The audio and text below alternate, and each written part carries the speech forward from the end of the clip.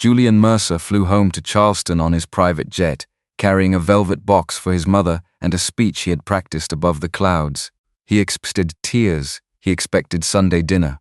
He expected Naomi Mercer to open the front door and call him her miracle boy. Instead, the mansion was silent. His wife smiled too quickly. And behind a basement door sealed with a new padlock, Julian heard 3 weak knocks. Welcome to today's story. If you enjoy emotional drama and shocking twists, don't forget to like this video and subscribe for more unforgettable stories. And before we begin, let me know where you're watching from in the comments. To understand how a son with every luxury in the world failed to see his own mother disappearing, the story had to begin with the flight home. Julian had not told anyone he was coming, not Elise, not the house manager, not even his mother. He wanted the surprise to be clean and simple, no cameras. No staff lined up in the driveway, no formal dinner with crystal glasses and soft music, just him at the door with a small velvet box in his hand. Inside the box was a gold locket.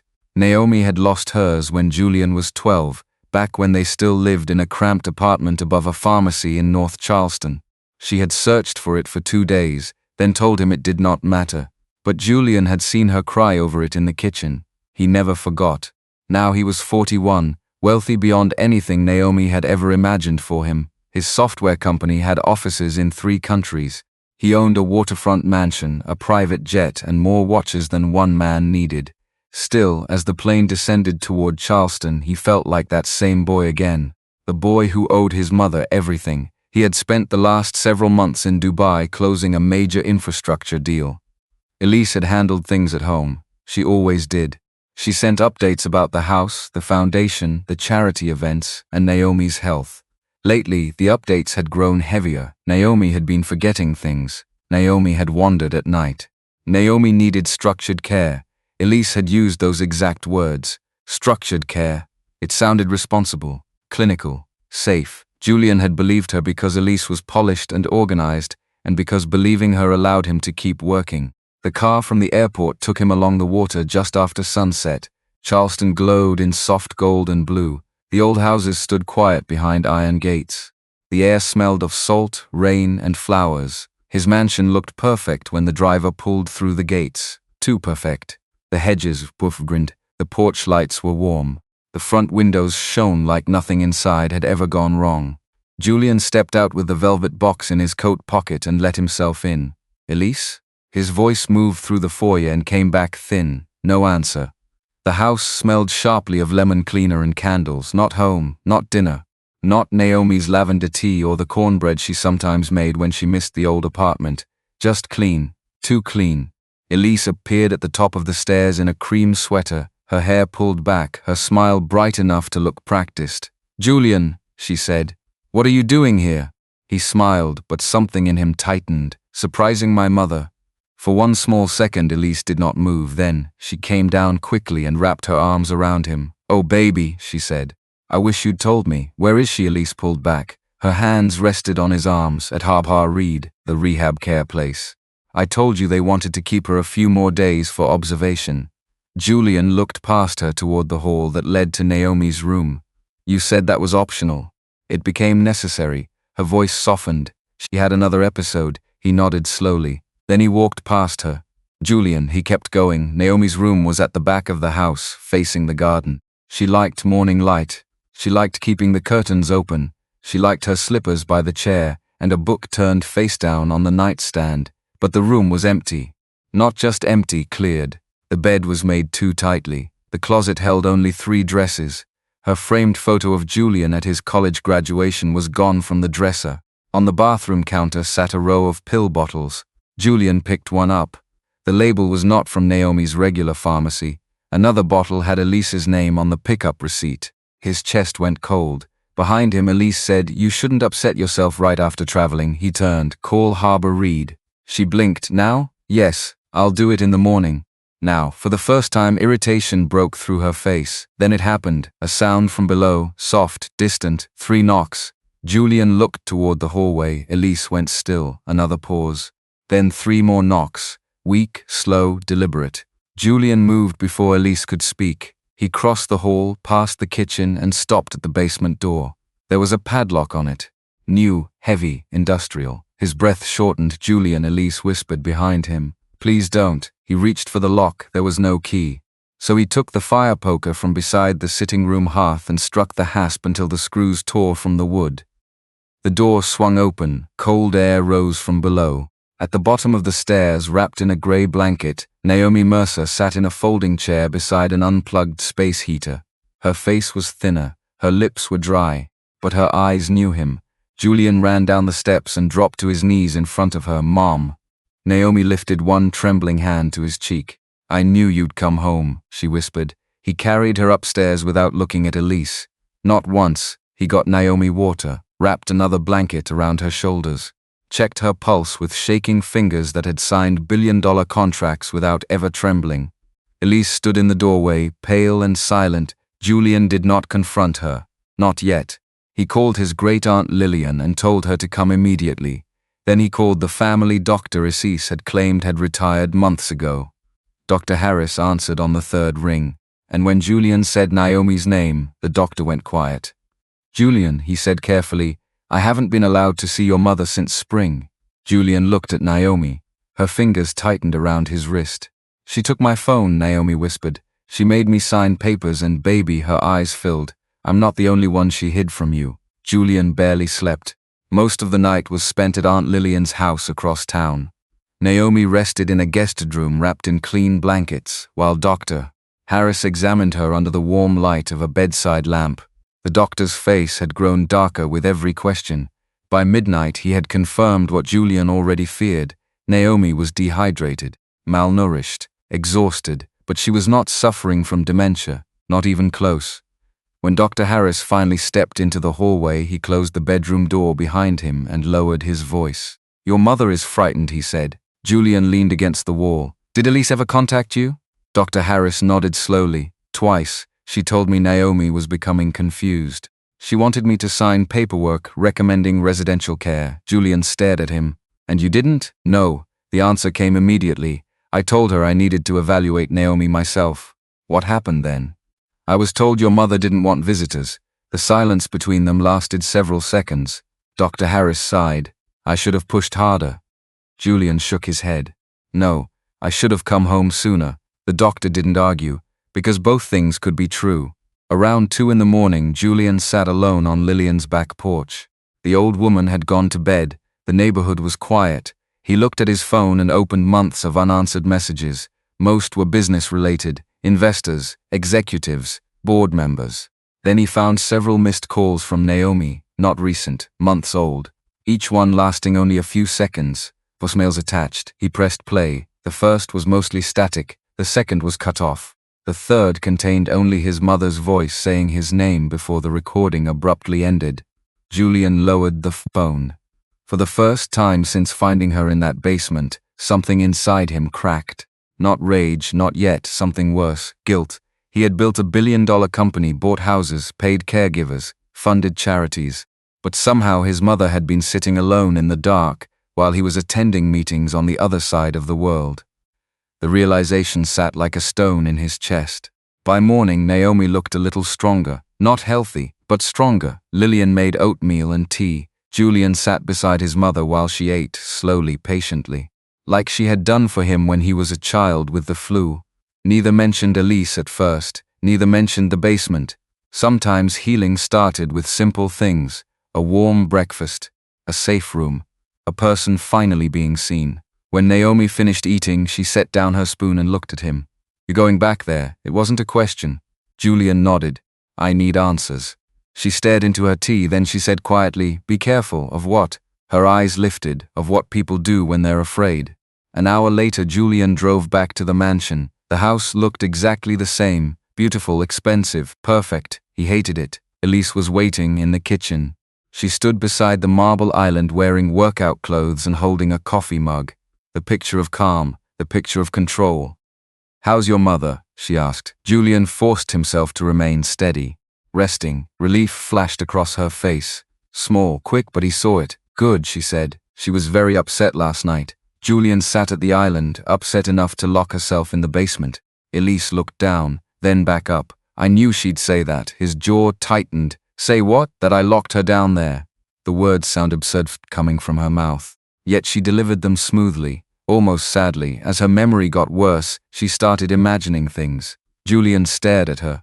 For 6 years he had trusted this woman, shared a bed with her, built a life with her. Now every sentence felt rehearsed, every expression calculated. "I'm going to take a shower," he said finally. Her shoulders relaxed, a little too much, as if she believed she still had time. That afternoon, Julian sat in his home office. The room overlooked the water. Normally he loved the view. Today he barely noticed it. He opened financial records, household accounts, medical expense reports, foundation expenditures. At first everything looked normal, then he found a charge.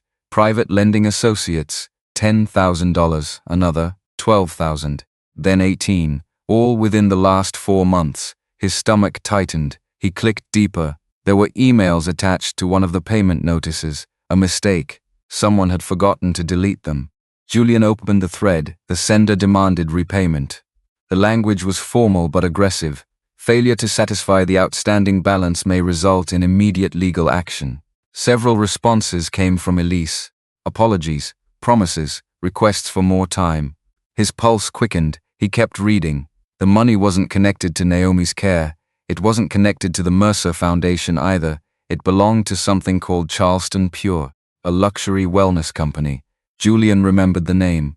Elise's side project. The business she claimed was thriving. Apparently it wasn't. The final email contained a sentence that made him sit upright. "Grant says the investors are getting nervous. Grant." The name appeared again 3 messages later, and again, and again. Grant Vale, financial consultant advisor, problem solver.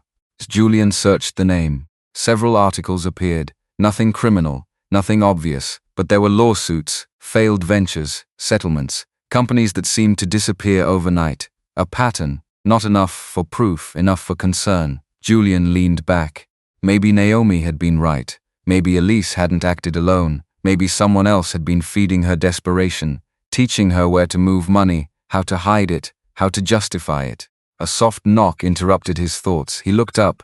Naomi was standing in the doorway. For a second he nearly smiled. Then he remembered. Naomi wasn't here. She was at Lillian's. The knock had come from somewhere else. Julian stood. The sound had come from the hallway closet beside the office. He opened the door. Nothing. Just storage boxes, old documents, family photo albums. Then he noticed one cardboard box shoved behind the others.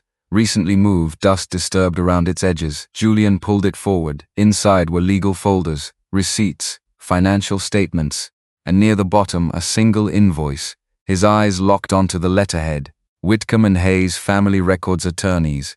The service description underneath made his blood run cold. Private Adoption Records Consultation. He stared at it.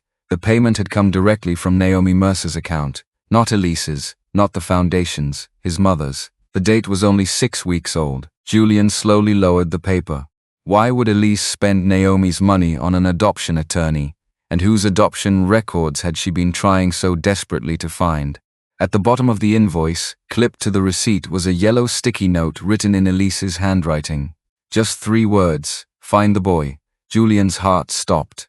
Then somewhere upstairs he heard a floorboard creak, and suddenly he knew he wasn't alone in the house. Julian stood perfectly still. The paper remained in his hand. Find the boy. 3 words, nothing more. Yet they felt heavier than every financial record he had uncovered that day. Another floorboard creaked upstairs. Julian quietly slid the invoice back into the folder and closed the box. Then he walked into the hallway. The house was silent, too silent. For several seconds he listened. Finally, he heard a door close softly above him. Elise. She was home, watching, or checking whether he had found something. Julian didn't know which possibility bothered him more. He climbed the stairs slowly and found her sitting in the upstairs sitting room with a laptop on her knees. She looked up immediately, too immediately. "What have you been doing?" she asked, looking through storage. Her expression didn't change. "Find anything interesting?" Julian forced a smile. "Old tax documents." For a moment they simply stared at each other. Then Elise nodded and returned to her screen. The conversation ended, but neither believed the other. That night, Julian drove back to Aunt Lillian's house. Naomi was awake in the living room. A lamp glowed beside her chair. She was knitting. The sight nearly broke his heart, because it looked so normal, so ordinary. And yet 24 hours earlier she had been sitting alone in a dark basement. People didn't recover from that overnight. Not physically, not emotionally. He sat beside her. For a while neither spoke. Then Julian finally placed the adoption invoice on the coffee table. Naomi's knitting needles stopped moving. Her eyes found the paper. A shadow crossed her face. "You've seen it. You know what it is?" She nodded slowly. "Not all of it. Tell me what you do know." Naomi looked toward the dark window. Outside, crickets chirped beneath the South Carolina night. I heard them arguing. Elise? And a man. Julian immediately thought of Grant Vale. "How long ago? Maybe 2 months." Her voice remained soft. "They thought I was asleep." "What were they arguing about?" Naomi hesitated. Then she looked at him, the boy. Julian's pulse quickened. She nodded. The man wanted to move him. Julian sat forward. "Move him where? I don't know." "Who is he?" Naomi slowly folded her knitting into her lap. "I never met him." The answer surprised him. "What? I never saw him face to face." Julian frowned. "Then how do you know he exists?" Something shifted in Naomi's expression. A sadness, an old sadness. "He used to bring me soup." The room went quiet. For a second Julian thought he had misheard. "What?" The boy. Her eyes glistened. "When Elise started keeping me downstairs. There was a vent near the back wall." Julian remembered it. Small, covered by metal slats easy to overlook. He would slip notes through it sometimes. Her voice trembled slightly. "Crackers, soup, fruit." Julian stared. "A child was feeding you?" Naomi nodded. Whenever Elise wasn't home, the realization hit him hard. While he had been negotiating contracts in Dubai, a child had shown more concern for his mother than the people living under the same roof. What was his name? Caleb. But Naomi knew it instantly. He was sweet. A faint smile appeared. Always worried. How old? Maybe 10. Julian frowned. "Who was he?" Naomi shook her head. "I wasn't sure." "Did he tell you?" He said Elise was his mother. Julian froze. For a second he genuinely thought Naomi had become confused. Then he remembered Dr. Harris. No dementia, no cognitive decline, no confusion. "What do you mean?" Naomi sighed. He called her mom. Julian sat back. Elise had no children. At least none that he knew of. They had been married 6 years. Together nearly 8. How could there be a 10-year-old child? "You've never mentioned this before." "I couldn't." Her voice cracked. Every phone was gone. Every letter disappeared. The room fell silent again. Then Naomi added something that made Julian's stomach tighten. "Caleb was scared." "Of Elise?" She hesitated, then nodded. He thought she'd send him away. Julian stared at the floor. Something about the entire situation felt wrong. Not dramatic, not impossible, just wrong. Like pieces from different puzzles forced together. Children didn't usually fear being returned somewhere, unless they had already lost a home once. The thought lingered. Then another question surfaced. "Did he ever tell you his last name?" "No." "Anything about school?" "He mentioned a boarding program once." Naomi frowned while trying to remember. "He said he wasn't allowed to stay when you were home." Julian looked up sharply. "What?" "He said whenever you came back from trips, he had to leave." The room seemed colder. "Did he say why?" "No." Julian leaned back. His mind worked through possibilities. None of them made sense. A hidden child, an adoption attorney, a mysterious consultant, a frightened 10-year-old secretly feeding an elderly woman trapped in a basement. The story kept getting stranger, yet somehow more believable. Because unlike movie villains, real people rarely built one giant lie. They built dozens of smaller lies, one on top of another, until eventually the whole structure became impossible to hold together. Julian left Lillian's house after midnight, but he didn't go home. Instead, he drove to a 24-hour diner near the interstate. He sat in a booth with a cup of coffee and his laptop.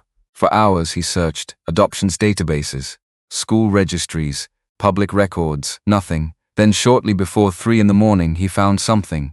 Not Caleb, Elise. Years before meeting Julian, she had volunteered with a regional foster and adoption nonprofit. The organization still existed. Its website listed former fundraising coordinators. Elise's name was there. Julian stared at the screen. A coincidence, maybe, but it didn't feel like one. The next morning he made a call, then another.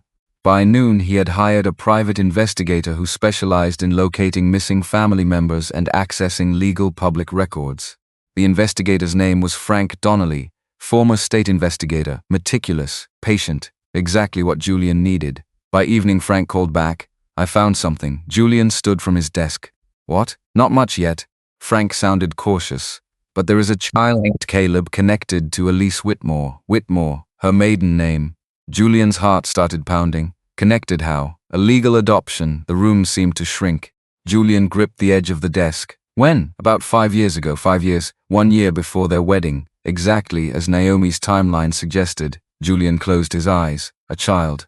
A hidden child. A child his wife had never told him existed. Frank continued, the records are partially sealed. Can they be opened? Possibly. A pause. Then Frank's voice lowered. There's something else. Julian waited. The biological mother's name appears in one surviving photocopy attached to an old filing. Every muscle in Julian's body tightened. Who? Frank read from the document. Marissa Hale. The world stopped. For several seconds, Julian couldn't breathe. Marissa, his first love. The woman who had vanished from his life more than a decade earlier. The woman he had never completely forgotten. The woman he had once planned to marry. Frank kept talking, but Julian barely heard him because one terrifying possibility had already entered his mind. And once it arrived, he couldn't force it back out. If Caleb's biological mother was Marissa Hale, then who was Caleb's father? Julian spent most of that night staring at the ceiling. Sleep came in fragments. Every time he closed his eyes, another memory surfaced. Marissa laughing on a dock outside Savannah. Marissa sitting barefoot on the hood of his old truck. Marissa crying the night they broke apart. He had not spoken her name aloud in years. Now it sat in the middle of his life again. Attached to a child. Attached to a secret. Attached to his wife. By sunrise, he was sitting in the office of Renee Carter. Renee had managed legal matters for the Mercer family for nearly a decade. She wasn't the kind of attorney who chased headlines. She was careful, methodical. The person wealthy families called when they wanted problems solved without creating bigger ones. She listened without interrupting. The basement, Naomi, the adoption invoice, Caleb, Marissa. Only when Julian finished did she finally speak. You need to slow down. Julian almost laughed. That's your advice? Yes. Her tone remained calm. Because right now you're building a story in your head. He folded his arms. And if it's true, then we prove it. She slid a legal pad across her desk. If Caleb was legally adopted, Elise is his legal parent. Even if she lied, Renee leaned forward. Which means you do not show up at a school and take him. You do not confront him. You do not announce yourself as his father. Julian stared at the city skyline beyond her office window. Because if I'm wrong, you traumatize a child. The words landed hard. Renee wasn't defending Elise. She was protecting Caleb. There was a difference. Julian nodded. What can we do? We start with records. 2 hours later, they were sitting inside a conference room reviewing public filings. Most adoption records were sealed.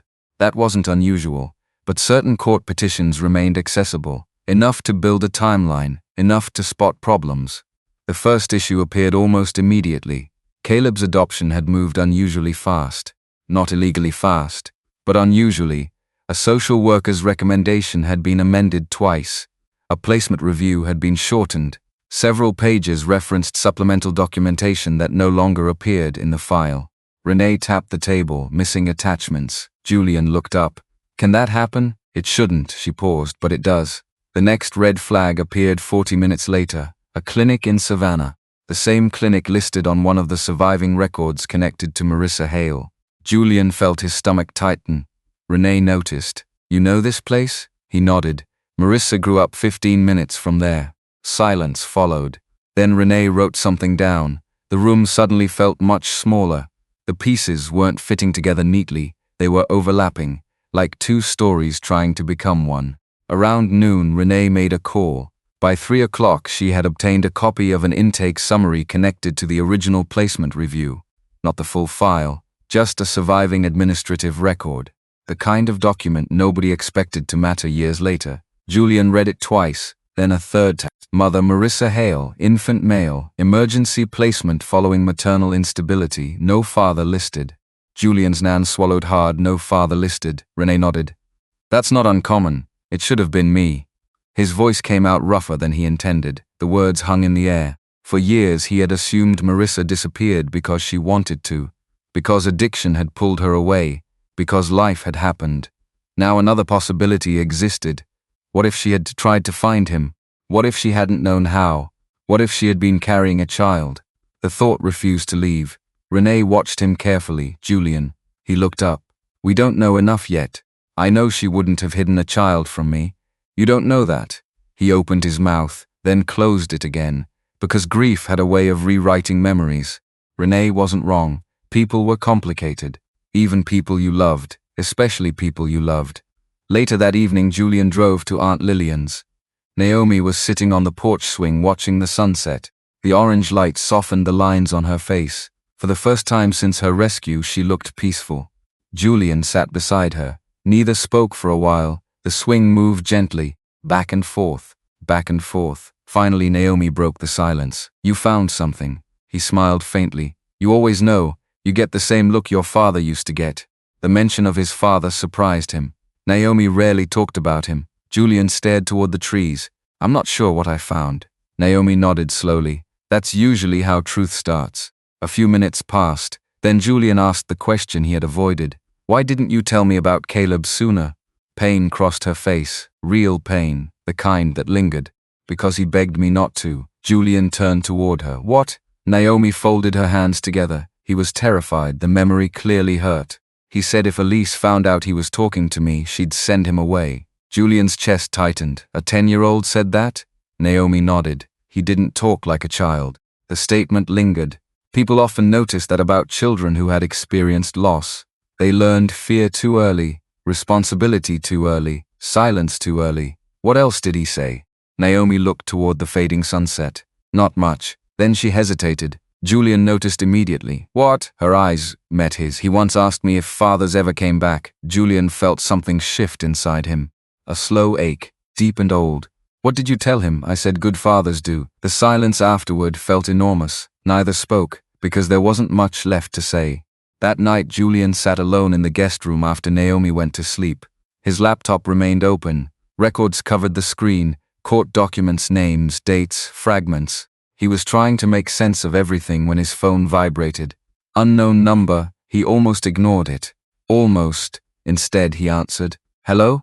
For several seconds was only breathing. Then a small voice, a child's voice, quiet, nervous. Are you Julian Mercer? His heart stopped. Who is this? The child hesitated, then whispered, my name is Caleb.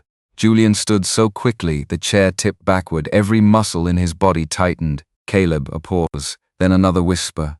Miss Naomi said you'd come. Julian could barely breathe. Are you okay? More silence. Then the sound of a door closing somewhere on the other end. The boy's voice dropped even lower. I don't have much time. Fear flooded every word.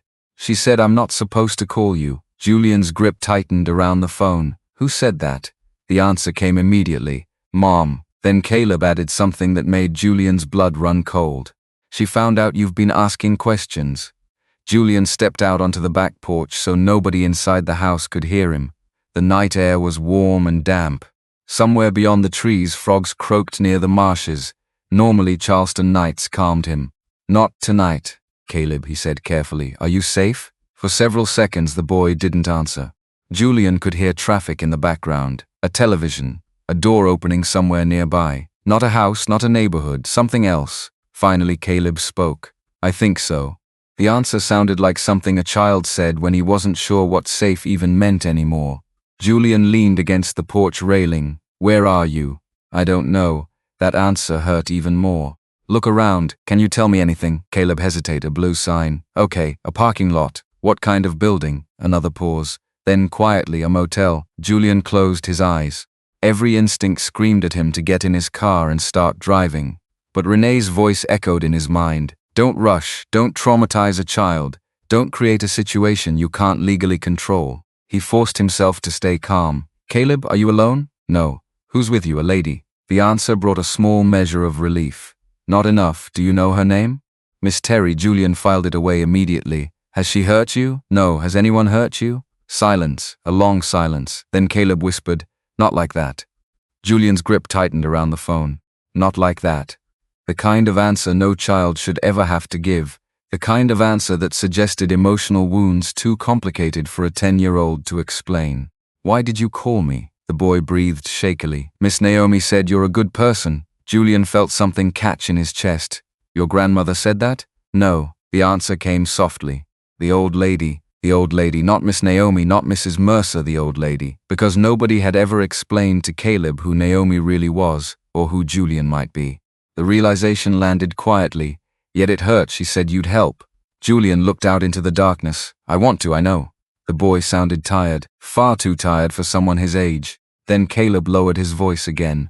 "Mom's angry." Julian's stomach tightened. "Did she tell you that?" "No." "Then how do you know?" "Because she gets quiet." The answer was immediate. Confident, experienced, like someone who had learned to read danger long before he should have. Children raised around instability often became experts at it. They learned to watch moods, silences, footsteps, door slams, things adults barely noticed. Julian suddenly wondered how many years Caleb had spent doing exactly that. "Why are you at a motel?" "I don't know." The answer came again. Too quickly, too honestly. Then the boy added something else. "She said I might be going somewhere new." Julian froze. "Where? I don't know." A tremor entered Caleb's voice.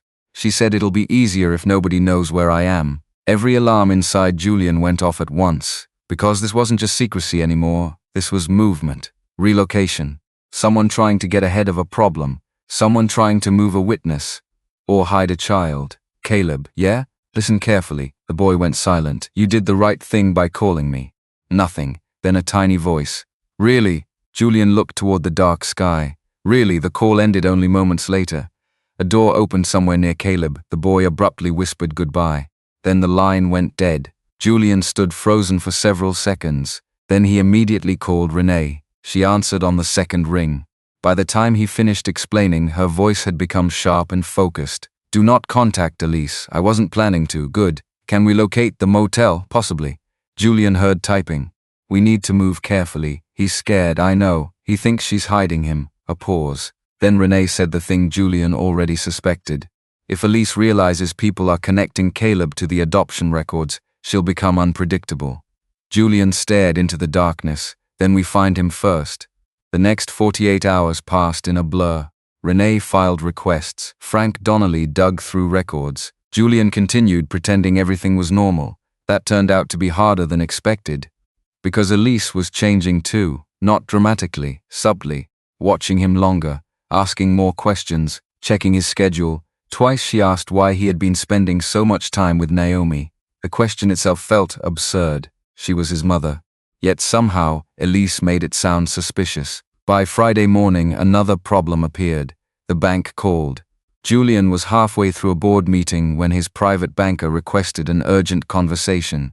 10 minutes later, Julian sat alone in his office. The banker sounded confused. "Mr. Mercer, we're verifying a loan application." Julian frowned. "What loan application?" A pause, then papers rustling. "A credit line request secured against Mercer Foundation assets." Julian felt cold. "What?" "The documents were submitted electronically 3 days ago." His heartbeat slowed, dangerously slow, the way it always did when he realized something was very wrong. "Send me everything." The documents arrived minutes later. Julian opened them. The signature looked like his, at first glance. But the longer he stared, the more wrong it became. Too perfect, too careful, like someone had practiced, over and over, until they thought they had gotten it right. By afternoon he was sitting across from Renee again. She reviewed the documents in silence. Then she placed them on the table. "Forgery." Julian nodded. "I thought so. This isn't amateur work." Her eyes narrowed. "This is someone trying to access serious money." The amount sat at the top of the application. $4 million.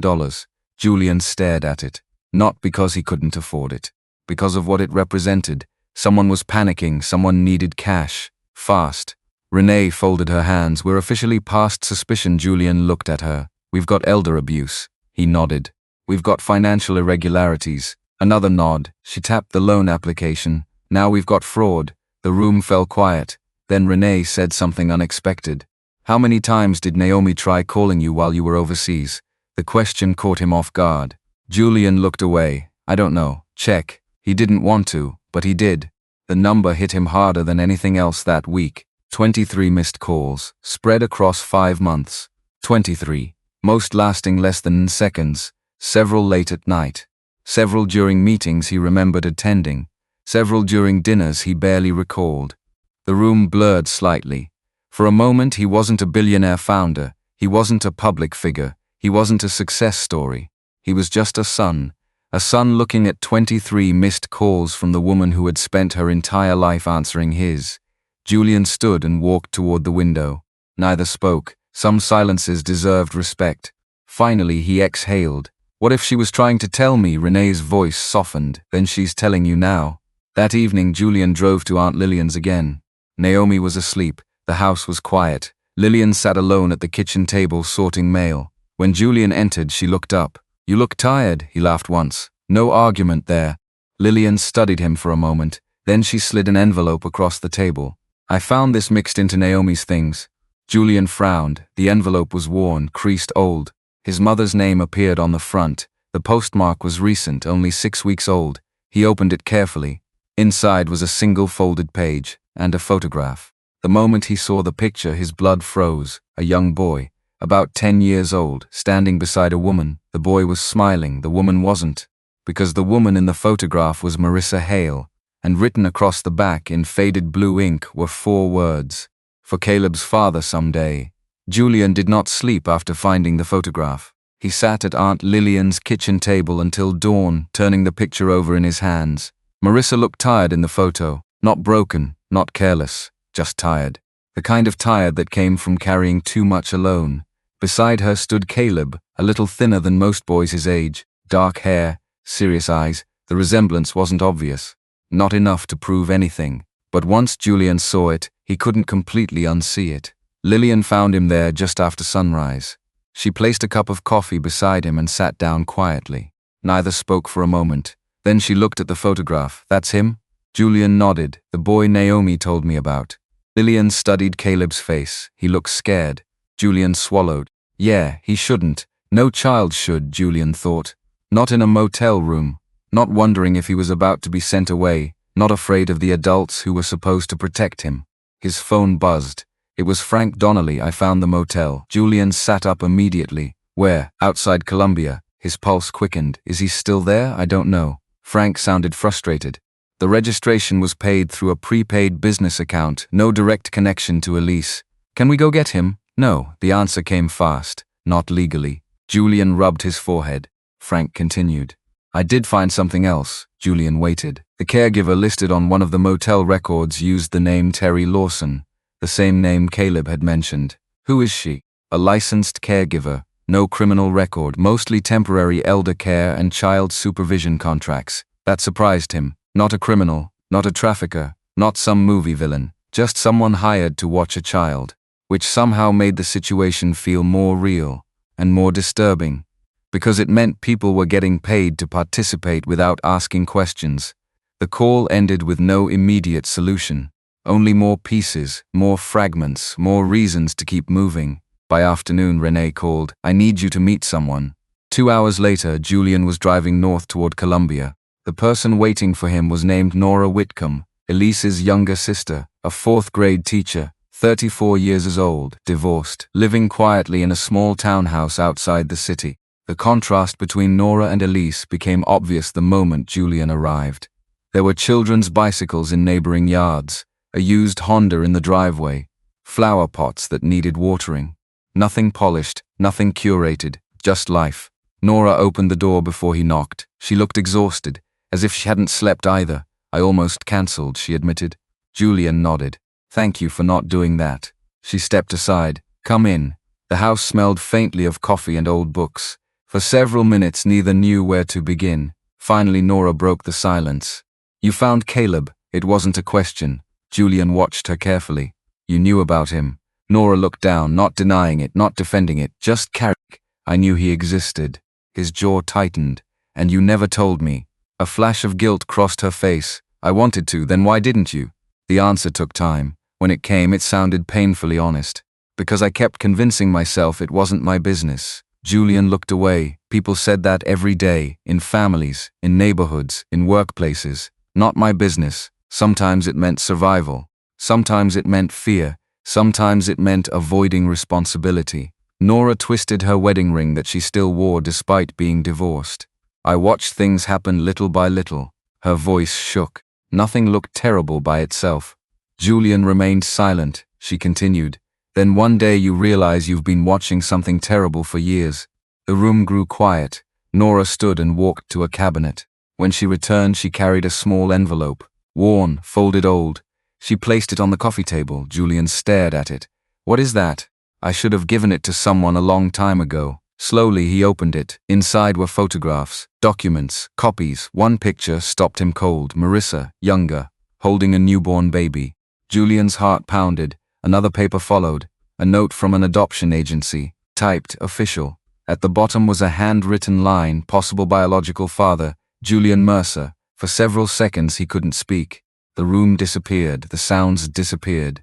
Everything narrowed to those 5 words. Possible biological father. Nora watched him carefully. I found that 6 years ago. Julian looked up sharply. What? Tears filled her eyes. Elise kept it in a drawer, his chest tightened. You knew? I wasn't sure. You never told me. I know. The words broke apart as she said them. I know. For the first time, Julian saw that Nora wasn't protecting Elise anymore. She was trying to live with herself and failing. Why would Elise keep this? Nora hesitated. Then she said the thing Julian had been afraid to hear. Because she knew. The room went still. Knew what? That Caleb might be yours. The words landed like a physical blow. Julian stood and walked toward the window. His breathing slowed, not because he was calm, because he was trying not to lose control. Behind him, Nora continued. She worked fundraising events for the adoption agency before she met you. Julian turned. She knew Marissa? Not personally. Nora wiped her eyes, but she knew the case. Every piece suddenly shifted.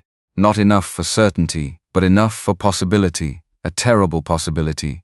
Elise had known about Caleb before the wedding, known about Marissa, known about the missing father, known enough to keep records, known enough to hide them. Why adopt him? The question escaped before he could stop it.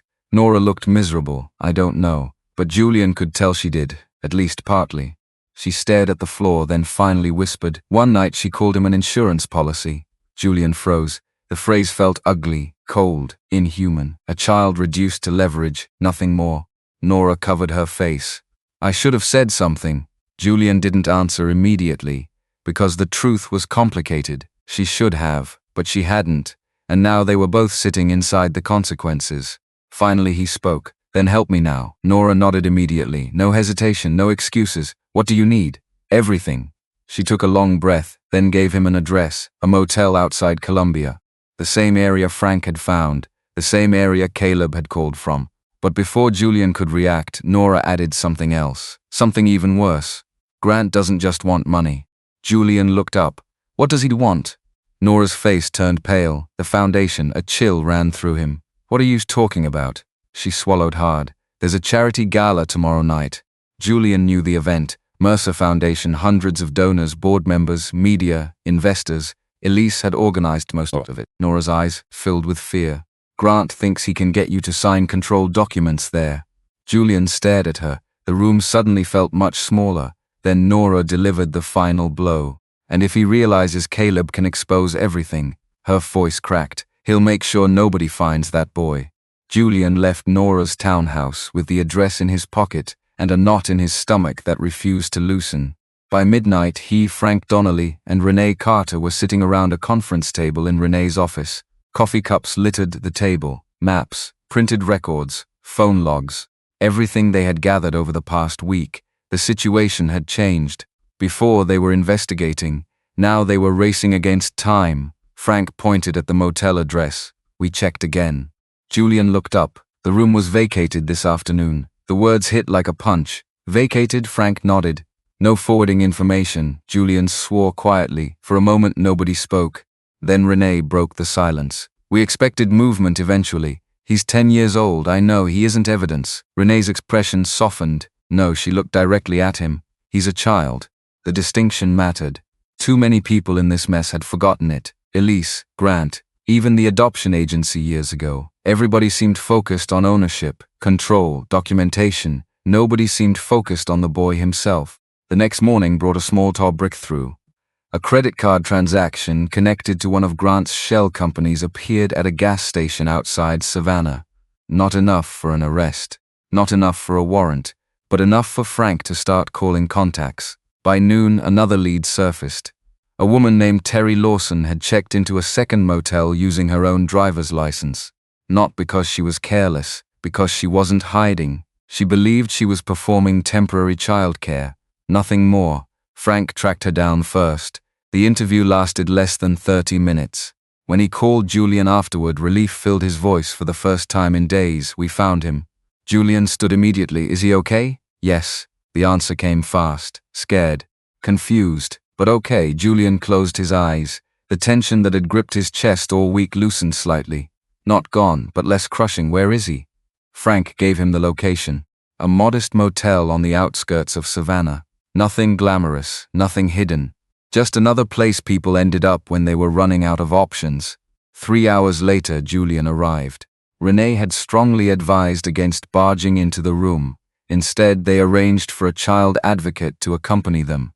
Someone trained to protect children from becoming collateral damage in adult conflicts. Julian agreed immediately. By the time he entered the motel room, the advocate, a woman named Denise Harper, was already speaking with Caleb. The room was small. One bed, a tiny table, a television mounted crookedly on the wall. Terry Lawson sat quietly near the window. She looked embarrassed and exhausted. The moment she saw Julian, she stood. "I didn't know." Julian believed her. She looked like someone who had accepted a job. Nothing more. "I didn't know any of this." His anger wasn't for her. It never had been. Denise stepped forward. "Caleb knows who you are." Julian looked toward the boy. Caleb sat on the edge of the bed, hands folded, shoulders tense, waiting, just waiting. The way children often did when adults controlled every major decision in their lives. Julian moved carefully, no sudden emotion, no dramatic declarations, no demands. He sat in the chair opposite him. For a few moments neither spoke. Then Julian smiled gently. "I'm glad you're safe." Caleb looked down, then nodded. "So am I." The answer sounded honest, small. They talked for nearly an hour, mostly about ordinary things: school, baseball, favorite foods, books. The child advocate encouraged it. Trust first, questions later. Gradually Caleb relaxed, not completely, but enough to tell pieces of the truth. He admitted Elise had become angry after Naomi tried sending letters. He admitted Grant visited the house several times. He admitted hearing arguments late at night. Arguments about money, about Julian, about the foundation. Then came the detail nobody in the room expected. One evening, while carrying soup to Naomi through the basement vent, Caleb had overheard Grant talking. Not all of it, just enough. "They need to move the old woman before Julian comes home." The room fell silent.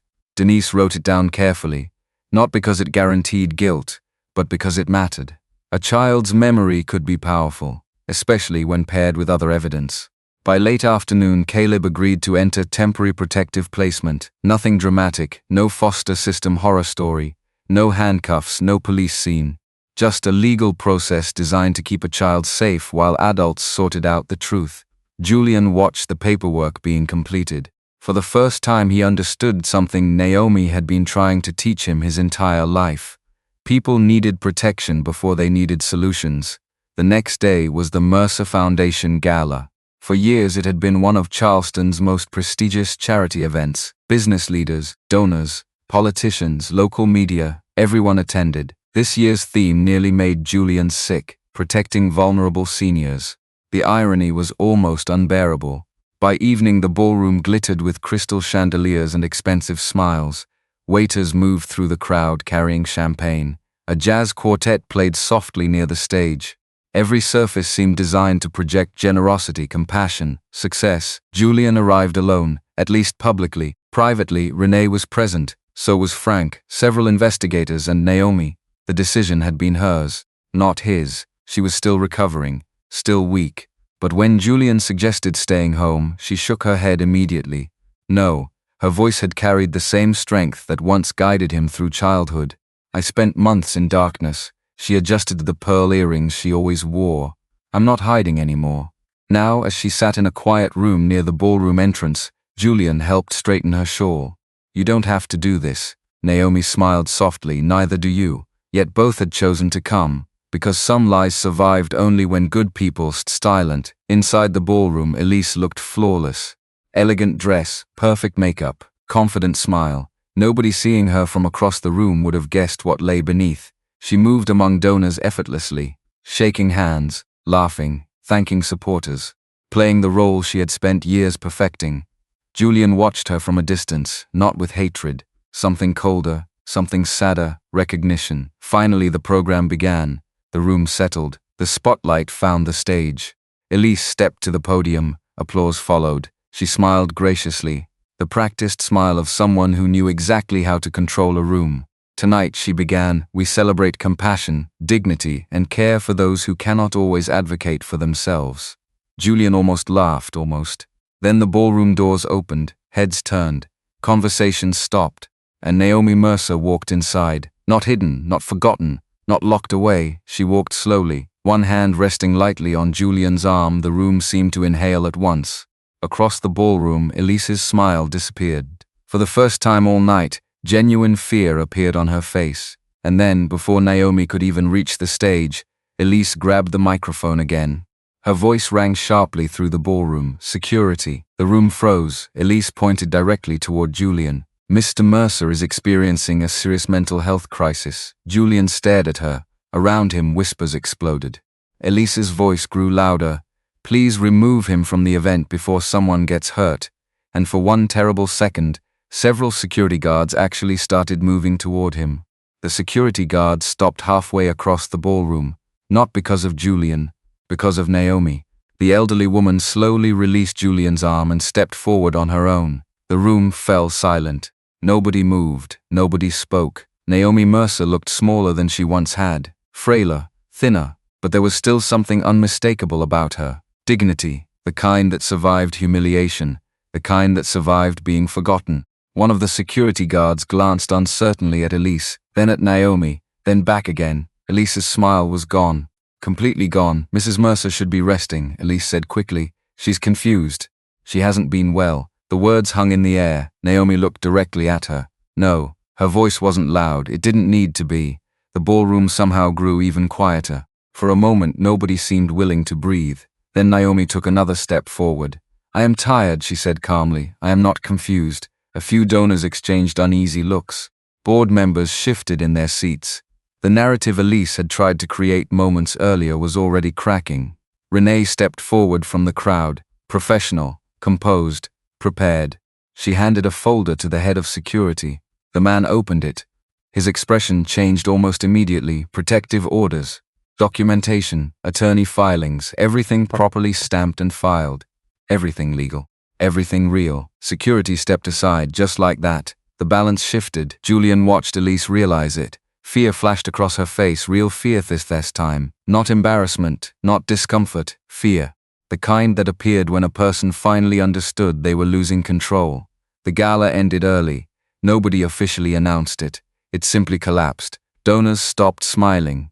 Board members gathered in small groups. Questions spread through the room faster than any speech ever could. Grant Vail disappeared before anyone could stop him. By the time Frank noticed, he was already gone. But the damage had been done.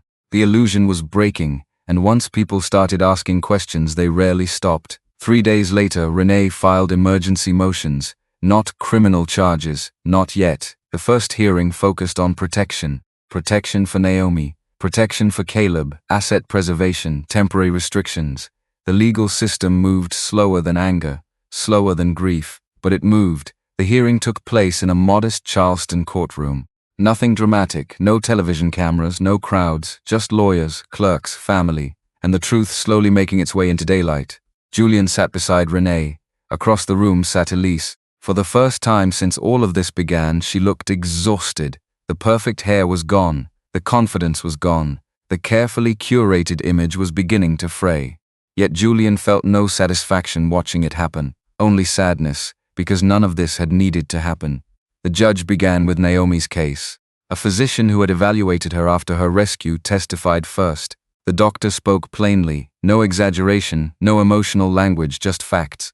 Naomi Mercer did not suffer from dementia. She showed signs of malnutrition, isolation, psychological distress, but her cognition remained intact. The courtroom grew noticeably quieter. Elise stared at the table. The medical narrative she had relied on for months collapsed in less than 10 minutes. Next came the financial records, bank transfers, withdrawal patterns, loan applications, electronic signatures, corporate accounts connected to Grant. Nothing explosive by itself, but together they formed a picture, a clear one.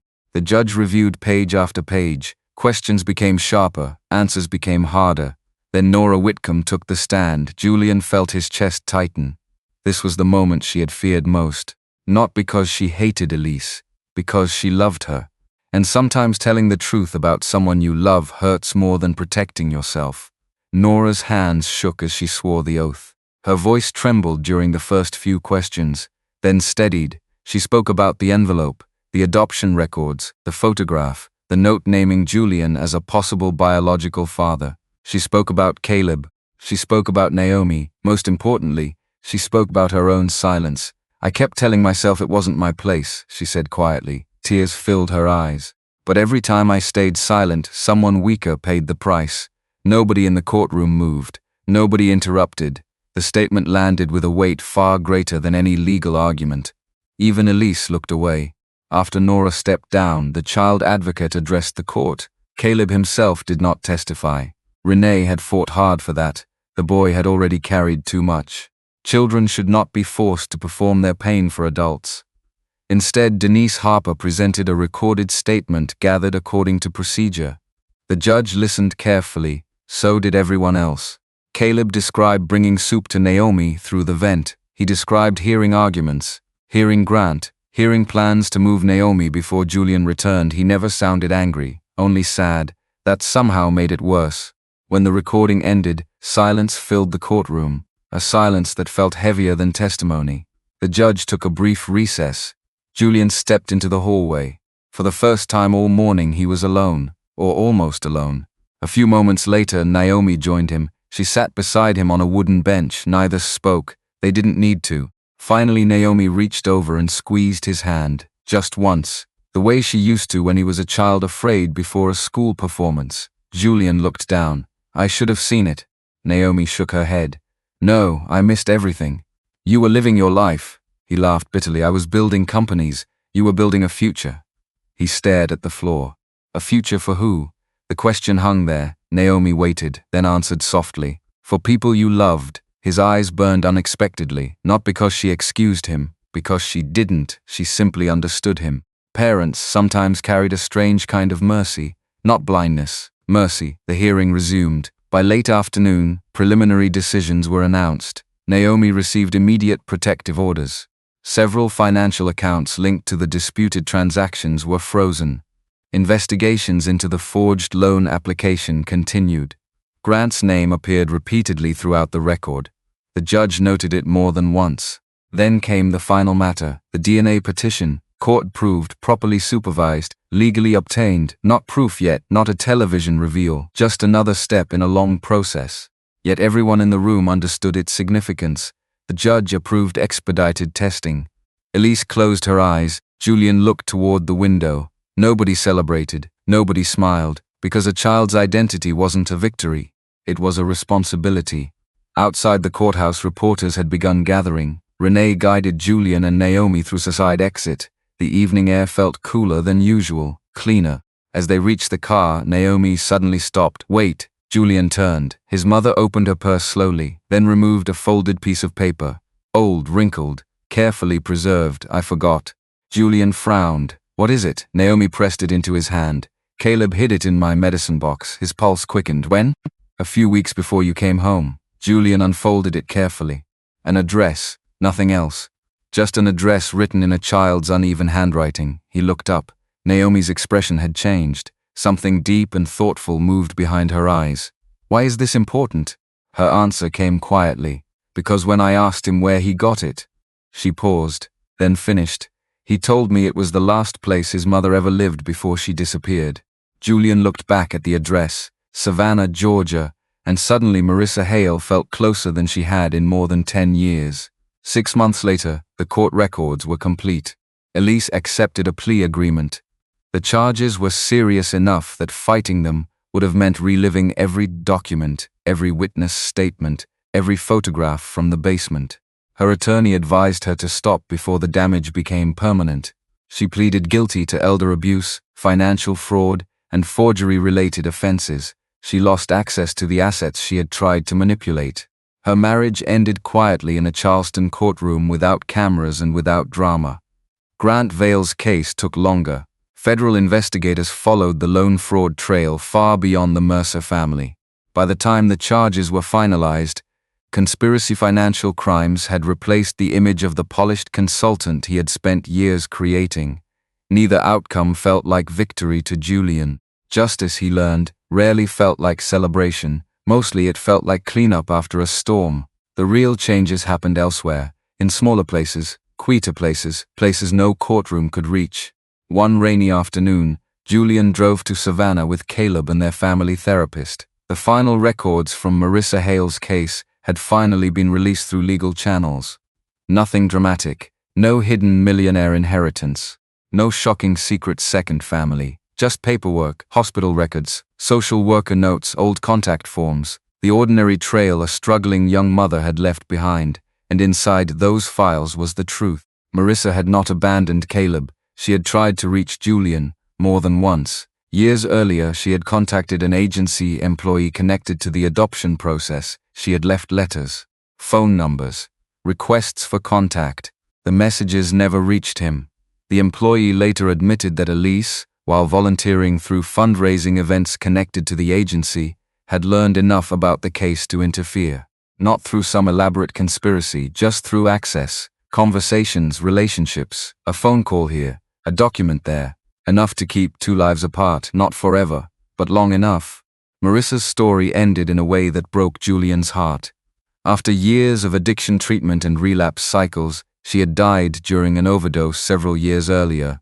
Not because she stopped trying, because recovery was harder than people liked to admit. But before her death, she had left one final letter, not for Julian, for Caleb. The therapist sat with them when Caleb opened it. Nobody rushed him. Nobody forced a reaction. Nobody told him how to feel. The letter was written in uneven handwriting, simple, honest. Marissa apologized for the things she could not fix. She told Caleb she had loved him every day of his life. She told him being separated from him was the worst thing that ever happened to her. And she wrote something that left the room completely silent. If you ever meet your father, don't punish him for what happened to me. Some people lose each other because life gets messy, not because love wasn't there. Caleb read that sentence 3 times, then folded the letter carefully. He didn't cry immediately. Children often surprised adults that way. Sometimes they carried sadness quietly. Sometimes they needed time. On the drive home, he sat looking out the window. Eventually, he asked Julian a question. A small question, but an important one. Do I have to call you Dad now? Julian looked at him through the rearview mirror. No, Caleb seemed relieved. What should I call you? Julian smiled. Whatever feels right. The answer wasn't dramatic, but it was honest, and honesty was becoming the foundation of everything they were building. Months passed, slowly, naturally. Caleb moved into Julian's home permanently after the legal process concluded, not as a symbol, not as a trophy, as a kid, a real kid, one who forgot homework, one who left cereal bowls in strange places, one who hated broccoli and loved science documentaries. The relationship grew through ordinary moments, Saturday breakfasts, school projects, long drives, bad jokes, patience, the things money could never buy. Naomi improved too. The woman who had once sat alone in a locked basement now spent her mornings in sunlight. Julian had converted part of the property into a ground floor suite designed specifically for her. Wide doorways, a private entrance, a small kitchen, comfortable furniture, and most importantly, enormous glass doors facing a garden. She loved those doors. Every morning she opened them and watched the birds. Every afternoon she sat near the flowers. The room had light everywhere. Nothing hidden. Nothing locked, exactly the opposite of where she had been. Nora continued showing up as well, not because anyone demanded it, because she wanted to. She began volunteering through local programs focused on recognizing neglect and abuse among elderly adults and vulnerable children. Her workshops were never dramatic. She simply told people what she had learned the hard way. That silence could become part of the problem, and that speaking late was still better than never speaking at all. Julian used part of his foundation to create a local support fund, not in his own name, not for publicity. The fund helped families facing elder abuse cases and children caught in adoption or guardianship disputes. The people receiving help rarely knew his story. That was fine with him. The point wasn't recognition. The point was making sure fewer people ended up trapped in the kinds of silence his family had survived. One evening, nearly a year after the day he returned home from Dubai, Julian found himself standing in the garden behind the house. The air smelled of fresh-cut grass. A warm breeze moved through the trees. Naomi was sitting near the flower beds with a blanket over her knees. Caleb was helping her trim dead leaves from a row of tomato plants. They were talking about something, arguing actually, whether a tomato counted as a fruit or a vegetable. The debate sounded serious enough to involve legal counsel. Julian laughed quietly. Neither of them noticed him at first, and for a moment he simply watched. Not because everything was perfect, it wasn't. Marissa was still gone. Lost years could never be recovered. Pain didn't disappear because a court case ended, but something else had happened. The truth had finally been returned to the people who deserved it. A mother had her dignity back, a lost son had found his way home, and a man who once believed providing money was enough had finally learned the difference between support and presence. As the sun began to set, Naomi looked toward the house. "Caleb, would you open the doors for me?" The boy jumped up immediately. A moment later, he pulled the large glass doors wide open. Golden evening light spilled across the room behind them. Naomi smiled. Julian walked forward and joined them. No locks. No basement, no darkness, just a garden, a family still healing, and a future that finally had room for all of them. If this story stayed with you, maybe take a moment to check on someone you love, especially the people who are easy to overlook. And if you'd like, share your thoughts below. Sometimes the stories that touch us most begin with a simple conversation.